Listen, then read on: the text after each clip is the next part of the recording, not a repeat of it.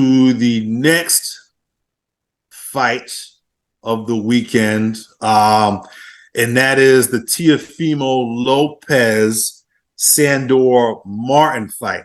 Now, for those of you guys who don't know, Sandor Martin, who recently beat the now retired Mikey Garcia in what quietly may have been the upset of this year. Sandor Martin beating and retiring Mikey Garcia. Sandor Martin was a late replacement for Jose Pedraza, the Puerto Rican fighter who pulls out of this fight with some sort of non-COVID related illness. If I'm not mistaken, Teofimo Lopez coming off of a stoppage win, I believe against Pedro Campa in his debut fight at 140 pounds. Randy, what we were talking in the pre-pro about this fight. What are your thoughts on this fight, Sandor Martin, Teofimo Lopez? This is one I'm probably excited to see, man. I definitely want to see how Teo's last fight, it was sort of filling out at 140. So I definitely want to see if he's growing into that and what that power looks like at 140. And Sandor isn't a slouch, man. I think this is a tough test for Teo, man. I'm hoping, and for the sake of boxing, I'm hoping that Teofimo wins so he can hopefully line up to fight Prograis, like maybe at the end of the year or early 2024. Because that's a fight I definitely want to see because of whoa. You said early 2024 is when you want to see Prograis? The end of 23, but no later than early 2024. But that's a long ways away, Randy. That fight should be next, right? If he beats Sandor Martin, I mean, true. So if he gets no, they still got the Josh Taylor. So is Josh Taylor? You thinking Josh Taylor going to relinquish his belt and move up, or you think he's going to hold on to his belt? I think that guy is he's one training camp away from kidney failyer and he giving up the belt. He vacated. I asked because if he vacates and then the winner of Teo beats Sandor, then yes, that Prograis fighter happened. But if Josh Taylor loses to Catterall and Catterall becomes champion, then that fight is going to be Teofimo against Catterall. So wait a sec. Just to be clear, let's not go too far down the wrong rabbit hole here. Prograis just became the WBC champ, beating one of the Zapatas. Teofimo Lopez is currently ranked number 4 in the WBC. Sandor Martin is ranked number 5. The winner of this fight becomes, in all likelihood, the number 1 challenger to Regis Prograis' 140-pound WBC belt. So I don't know why Taylor shouldn't be in the equation at all here. Hold on. Who's sanctioning this fight? Because who's sanctioning which fight? This fight here? Yeah, the Martin, because Teofimo is number 1 in the WBO and Sandor Martin is number 6. Yes, that's a good question. I don't know the answer to that, but trust and believe that Bob Arum. That's an interesting point. That is a very good point. It's a very relevant point because Regis Prograis is a free agent, right? Taylor has an allegiance with Bob Arum somehow, some way. So you could be onto something there. I do not know who's sanctioning this. If it's the WBO route, then that fight, you know what I'm saying? Is Catterall next or Josh Taylor next at the end of the year? If they go into it's hard for me to imagine, Randy, the WBC ignoring the fact, and I'm sure there's plenty of precedent for this because it's not the only time you've seen guys who are ranked similarly in other sanctioning bodies. I do not see the WBC leaving Sandor Martin at number 5 in their rankings if he loses to Teofimo Lopez. Now, we're going to have to go and do some research independently here, and maybe in the post-fight when we do our show next week, we'll have some more rock-solid answers for you. But you could be right. That's an interesting point. The other variable to the equation I threw out there was Jose Ramirez, who was also a top-ranked guy, who was ranked 3 in the WBC rankings. And I cannot think of a more appetizing fight for top rank in ESPN than to do Mexico versus Honduras on I think Teofimo's from Honduras, right? He's from somewhere in Central America. We have to go verify that. Anyway, that's the bigger fight. That does the better numbers, right? At least as far as what top rank is concerned. Prograis, as much as I love Regis Prograis, one of my favorite fighters, I don't think he doesn't have the requisite fan base to move the needle. If you looked at that fight last weekend, it was a bunch of Mexicans out there, and that's there to see Zepeda on the front row. Oh man, it was a bunch of Mexicans and Jamal Charlo out there, and Regis Prograis' family and friends who were there. So yeah, look, and Regis Prograis being a free agent, you could very well be onto something with what you alluded to earlier with, hey, who's sanctioning this fight? Maybe Prograis is not in a position to get that fight. And it is probably, in all likelihood, we're probably going to see Teofimo versus Jose Ramirez in the spring, summer, which is a shame. Unless Ramirez goes to Bob and says, hey, I want Regis for that belt, which I don't see him doing. As Ramirez has spent the last 2-3 years ducking Regis Prograis. Look, as far as this fight goes, for me, I am a lot happier with Sandor Martin getting a call for this fight than I was Jose Pedraza. Look, the Pedraza fight in New York City, Puerto Rico versus Nicaragua, the kid from Brooklyn, El Brooklyn versus the Puerto Rican, that's obviously would have done huge numbers. This guy, Sandor Martin, despite having beat Mikey Garcia, still doesn't move the needles. A lot of boxing fans are having to go to BoxRec to figure out who Sandor Martin is exactly. When they go to BoxRec, they'll probably say, oh yeah, this is the guy that beat Mikey Garcia. So he doesn't move the needle the same way that Pedraza was going to move the needle. I do think that Sandor Martin is going to be more of a challenging fight for Teofimo Lopez than Pedraza. Now, that may translate into being a much less entertaining, much less fan-friendly fight. Sandor Martin is a guy who likes to get on his toes, likes to work off of his jab almost exclusively. Sometimes you'll see him bring that 2 behind it, but he's normally throwing that jab, feinting the jab, coming around the guard with a hook, and occasionally bringing that 2. He's not some power puncher. He doesn't have many knockouts to speak of. Out of his 40 wins, he's got 13 knockouts. And I'm not even going to go down into the depths of BoxRec to tell you who those guys were that he knocked out. I can almost guarantee you they're nobody of note. Yeah. Either way, man, Teo has a friendly fight style, man. He loves the brawl, man. He'll swing. He'll get frustrated and he'll just start swinging. So yeah, and this is a fight where I can see him getting frustrated in, man. Sandor Martin is not going to be there to become the next highlight for Teofimo.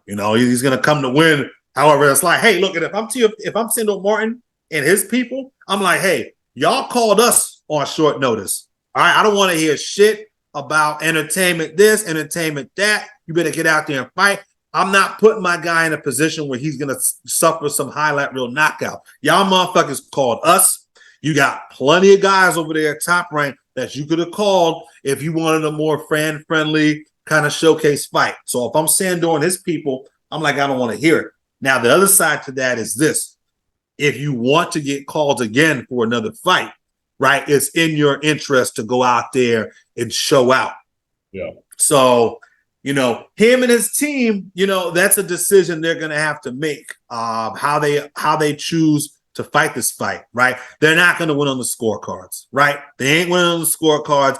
And based on what we're seeing from this kid's record, there's nothing that shows me he has the ability to go out there and hurt or KO Teofimo Lopez. So Teofimo don't go in there and try to do Cambosis too. And try to that's what I'm worried about. And if I'm a Teofimo Lopez fan, I'm very worried about that. Now, again, Martin don't have the power to do what Cambosos did and drop his ass.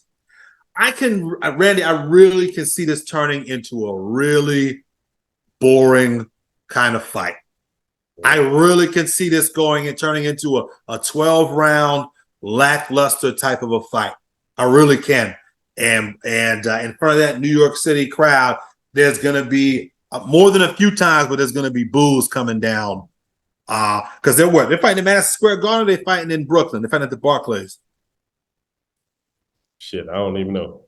Let's take a look and see here. Yeah, man. This might not, now that I'm saying all this shit, man, it might not be a good thing that they did call Sandor fucking Martin, man. They may have been better off calling somebody else like an Ivan Branchek or somebody like that. Shit. Let's take a look and see here. Madison Square Garden. So the big room or the little room? It does not say here. I'm not going to go too far down that rabbit hole. I don't know how many tickets were sold for that fight. Either way, it's New York City. It's primetime television, ESPN, like you pointed out in the pre-pro. No college football on this weekend, at least not that we're aware of. A lot of eyeballs on this fight. This fight is easily going to do in the millions of views. The World Cup games are all going to be over. They're going to be over earlier in the day. The only thing that they've got to compete against is the Terrence Crawford fight. And if you are the hardcore fan, for real, if you're that hardcore fan, you've got BLK Prime up on your laptop or your phone maybe, and you've got ESPN up on your TV or whatever, you know? It is Christmas time. I don't believe in BLK Prime going to give me a good show. So ESPN it is. Yeah, no, I feel you. And that's gonna be the sentiment of a lot of people. All I gotta do is turn on the motherfucking my television. I know what I find ESPN. This ain't gonna be on no ESPN. This is on regular ass ESPN. Bob a devious mofo for that one. Bro. I wouldn't even call it deviant, man. This is kind of a dick move. That's good. What? I said it's good business. It is good business. And look, we're through the first week of December already. I don't know that it was in Bob's interest to push this fight to the 16th. I don't know. That's week before Christmas. And I don't know. That's major bowl games. Like that. So there you go. So and look, it is incumbent upon Bob keep his fighters active, keep his fighters fighting. I'm not saying that it was just a coincidence that this fight happened to land right across from Terrence Crawford, because I don't believe that it was. I absolutely believe this was designed to undermine BLK Prime and stick it to Terrence Crawford. So I'm not that naive. Speaking about competing interests, though, the other guy that's going to be on this Teofimo Lopez card is Keyshawn Davis, a guy who is coached by Brian Bomac McIntyre. And look, you had heard something about Bomac being in Keyshawn Davis's corner for the fight on ESPN as opposed to being in Terrence Crawford's corner. That is not something that I've seen that's been substantiated. I'm on Boxing Scene and I'm on Bad Left Hook. I don't see anything about that. I find that a little bit hard to believe, honestly. Yeah. What do we know? What do you think about this Keyshawn Davis fight against Juan? Let me stop before I just make up some old Latino name. I know he's fighting Burgos, a guy Burgos who has been in the ring with a whole lot of guys. A lot of pundits, a lot of boxing fans, a lot of former boxers are high on this dude, Keyshawn Davis, man. I like him in the ring, I think he'll getting a little lippy, but you know what I'm saying? Hey, he going with the big dogs. You got it. He part of Bud's team, so they winners on that side. So he's afforded to talk shit, but he's backing it up with action. So right now, man, I'm excited to see him, man. I definitely want to see him in the next couple of years to see where he turns out. But PBC got a dog for him on their side too. Is it Farmer? You're not talking about Tevin Farmer, are you? Not Tevin Farmer. Spence guy. Come on, Frank Martin. Frank Martin. I think those two guys are on a collision course, and I can't wait to see that. Keyshawn Davis. I'm gonna say Keyshawn Johnson. Keyshawn Davis and Frank Martin. You think are on a collision course, huh? I think so. Well, we'll see. We can hope. I haven't seen much of Frank Martin, honestly. I keep on hearing about this kid and how he's this and he's that. So I don't know. I think the business of boxing is gonna get in the way of that. I don't see Bob Arum just sending Frank Martin over to PBC, and I definitely don't see Errol and Al sending Frank Martin over to help Keyshawn Davis's career. But we can always hope. But when it comes to Keyshawn's opponent here, it is Juan Carlos Burgos, 35-6. Burgos is 34 years old and has been in the ring with the likes of Devin Haney, who he went the distance with in a 10-round fight. He's also been in the ring with Mikey Garcia, which was some time ago. That was 2014, but he did go the distance with Mikey Garcia. And that fight was at 130 pounds, where Mikey Garcia was knocking everybody the fuck out at that weight. And he went to 12. He lost pretty soundly here. I'm looking at 118 to 110 scorecards, 119 to 109 scorecards. Doesn't look like the fight was competitive. As far as like secondary opponents, I see Roman Martinez in Madison Square Garden, where he received what looks like a split draw. Burgos says this is going to be an interesting. This is a step up fight for Keyshawn Davis. Make no mistake about it. Only an 8-round fight. This is Keyshawn Davis's 7th fight. So yeah, this is only his 7th fight. But again, and not to derail the convo and make this about another fighter, but for the perspective of our audience, if we compare Keyshawn Davis to guys like David Morrell, there is a huge difference. A huge difference. A guy in David Morrell who was not an Olympian like a lot of his Cuban peers, right? Fought in the Cuban amateur circuit, got a lot of experience, apparently over 300 fights. Did do the major international tournament circuit, but did not compete in the Olympics. And we're talking about a guy who was fighting in 12-round fights against undefeated guys in his 5th or 6th professional fight. So just keeping that in mind, and for the perspective of our audience, yeah, I'm sorry, Randy. What were you gonna?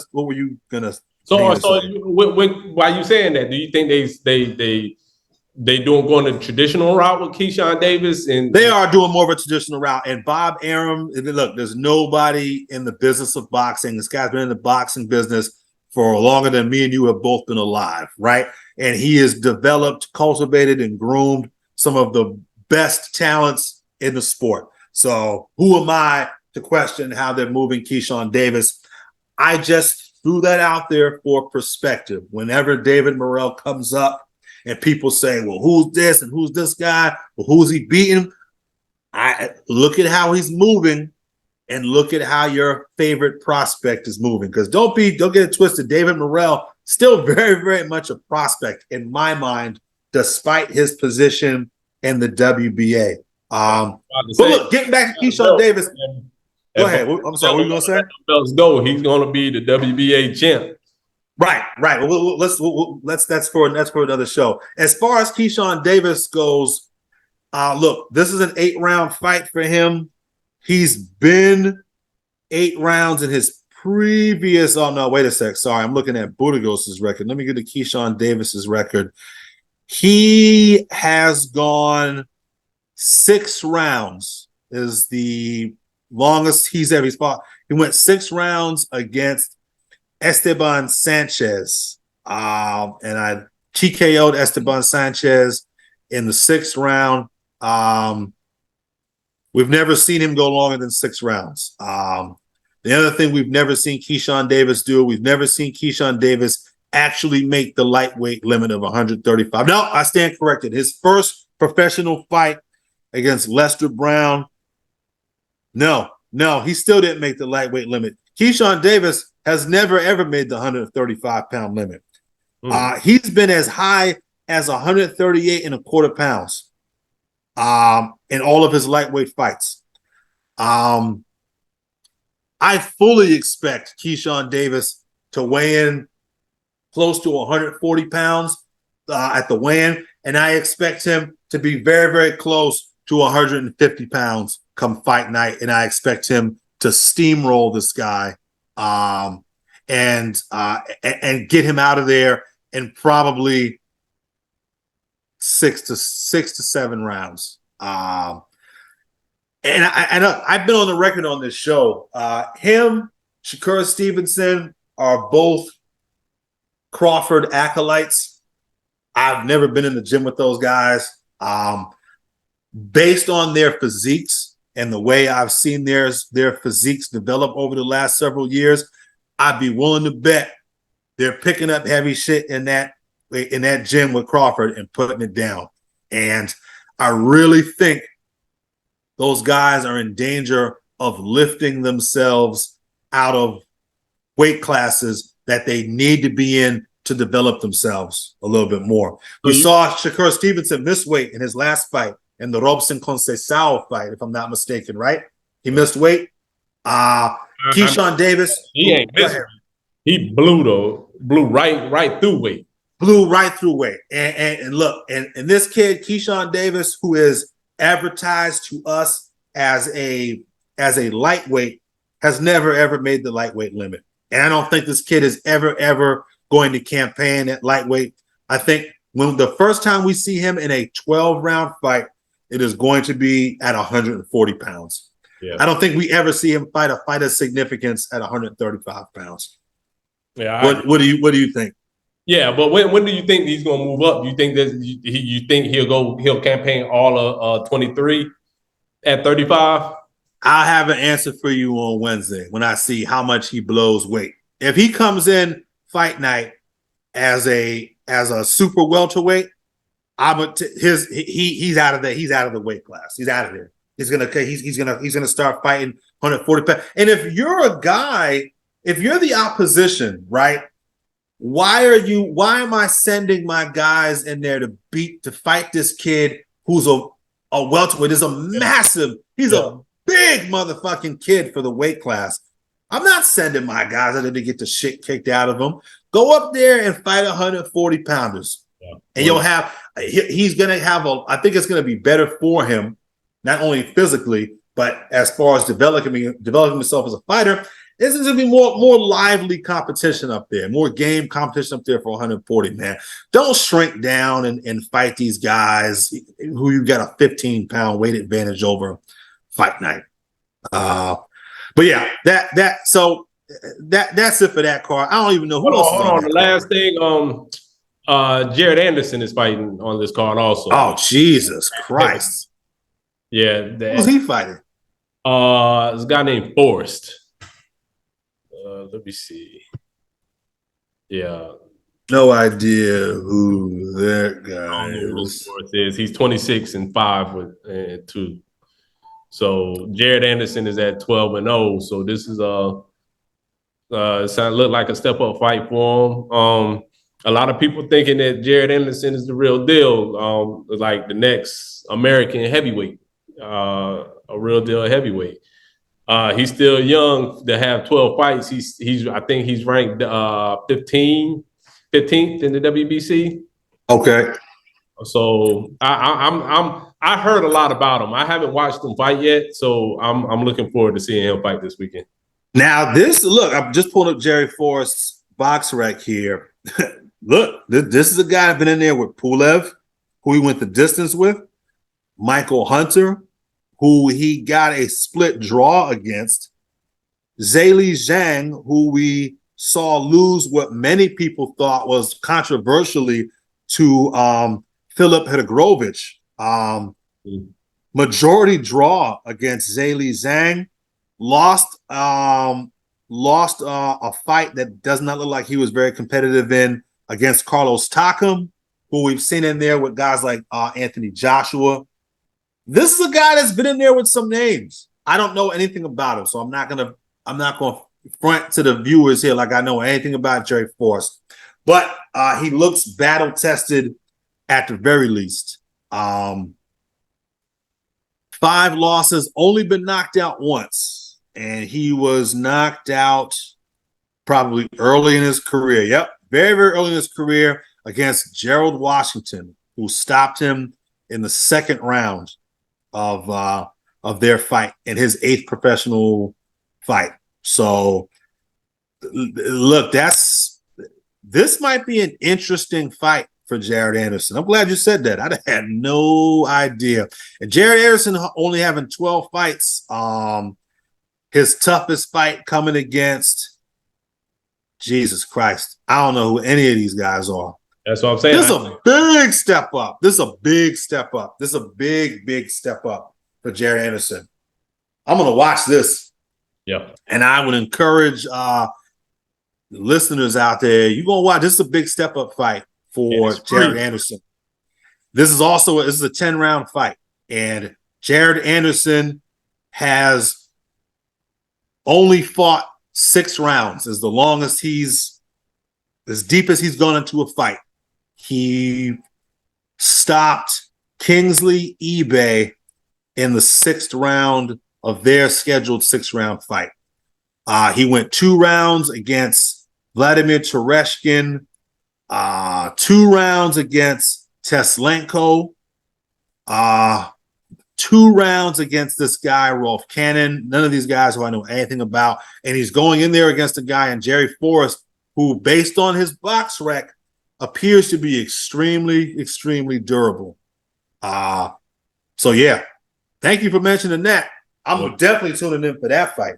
Yeah, that whole fight card, man, pretty decent, man. So good on Top Rank, good on ESPN for putting this on.